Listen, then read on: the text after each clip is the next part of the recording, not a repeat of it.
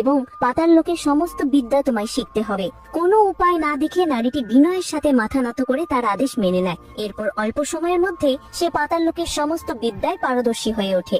এরপর সে আনন্দের সাথে মহারানীকে বলে, মহারানী, আপনার কৃপায় আমি সমস্ত বিদ্যা শিখে ফেলেছি। কিন্তু ঠিক সেই মুহূর্তে তার পাশে রাখা দিব্য ডিমটি হঠাৎ ফাটতে শুরু করে এবং কিছুক্ষণ পর তার মধ্য থেকে এক ছোট্ট ড্রাগন জন্ম নেয়। কিন্তু আশ্চর্যের বিষয় হলো, কয়েক মুহূর্তের মধ্যে সেই ড্রাগন এক সুন্দর বালকের রূপ নেয় আর তার মায়ের কোলে ঝাঁপিয়ে পড়ে।